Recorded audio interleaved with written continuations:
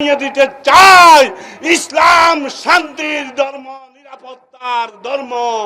যারা রাতের অন্ধকারে 52 ভাষা আন্দোলনের সময় যেমন নাকি শফিক বরকতকে হত্যা করেছে, যারা 71-এ হত্যা করেছে, যারা 2024-এ ছাত্র জনতার উপর নির্বিচার গুলি চালিয়ে হত্যা করেছে, তাদের দূষর গত 18 ডিসেম্বর ঘুমন্ত মুসলমানদেরকে শহীদ করেছেন।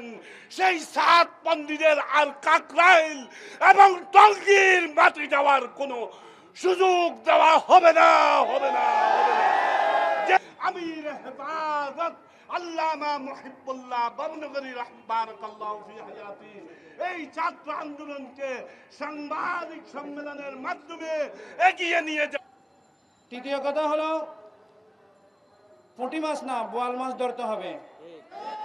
ওয়াসিফ সাহেবের ওসামাকে গ্রেফতার করতে হবে, বিচারের আওতায় আনতে হবে।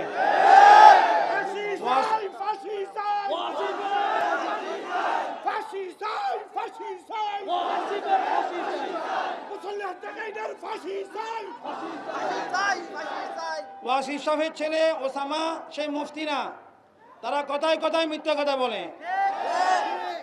গোড়া পর্যন্ত সবাই মিথ্যা কথা বলে। গতকাল সাদ সাহেবের ছেলে ইউসুফের সাথে আমাদের একসাথে কথা বলছেন টেলিফোনে। সাদ সাহেবের ছেলে ইউসুফ দিল্লি থেকে বলতেছে টঙ্গীতে আমাদের 3 জন হত্যা হয়েছে, ওলামাদের 1 জন হত্যা হয়েছে। তারা এখানে না, গোড়া পর্যন্ত তারা সারাদিন মিথ্যা কথা বলে। তাদের বিচারের আওতায় আনিয়া যারা দোষী সবাইকে সর্বোচ্চ শাস্তি দিতে হবে।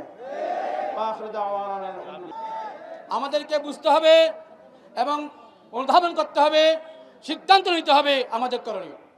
ওই জন্য আমি 2-1টি উপমা দিয়ে বলবো আপনাদেরকে ষড়যন্ত্র কীভাবে হচ্ছে। আপনারা জানেন গত রাতের আগের রাত টঙ্গী মাঠে ঘুমন্ত অবস্থায় নিরস্ত্র মুসল্লিদেরকে হামলা করা হয়েছে, ঠিক কিনা? কিন্তু বাংলাদেশের আওয়ামী লীগ সরকারের ওদের ভেরিফাই অফিসিয়াল পেজ থেকে বলা হলো, লেখা হলো সাতপন্থীদের উপরে মামুল হক, সার্জিস এবং হাসনাতের গুন্ডাদের হামলা। তাহলে বোঝা গেল কার পিছনে কে আছে, বোঝা গেল না? তারা কেন এটা লিখলো যেখানে যাই নাই, উল্টা লেখা হয়েছে।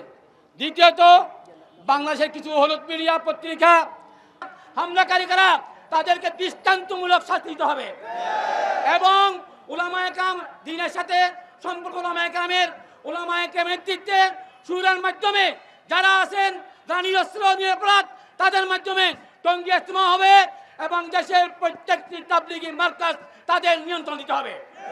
এবং আমি বলতে চাই চট্টগ্রামের লাভ লেন ওলামাদের জন্য, নিরস্ত্রদের জন্য খুলে দিতে হবে। আমি চাই ওয়াসিফ সহ তার ছেলে কুলঙ্কার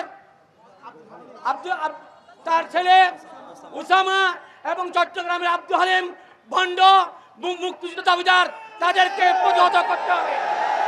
ভণ্ড মুক্তিযুদ্ধ দাবিদার, মুক্তিযুদ্ধের কাম ইসলাম নয়।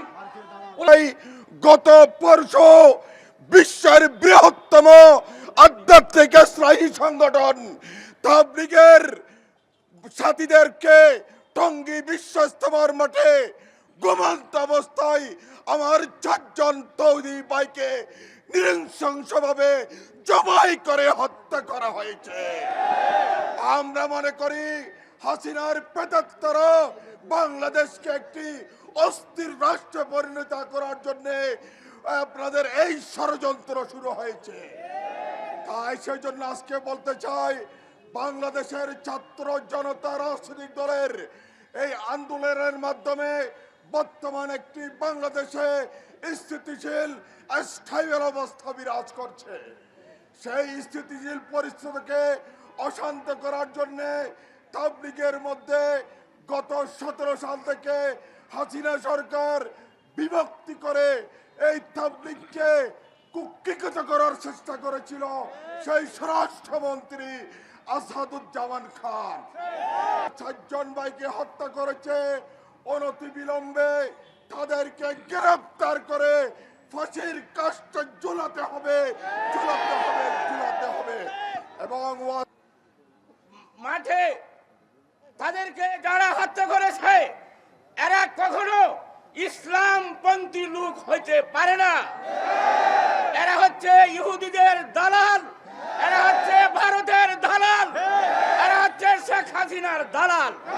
এদের এই খুনিদেরকে অতি সত্বর ফাঁসির কাছে ঝুলাতে হবে এবং এই খুনিদের সাথে যারা জড়িত ছিল এদেরকে অতি সত্বর আইনের আওতায় আনা হবে, আনতে হবে এবং এদেরকে নিষিদ্ধ ঘোষণা করতে হবে।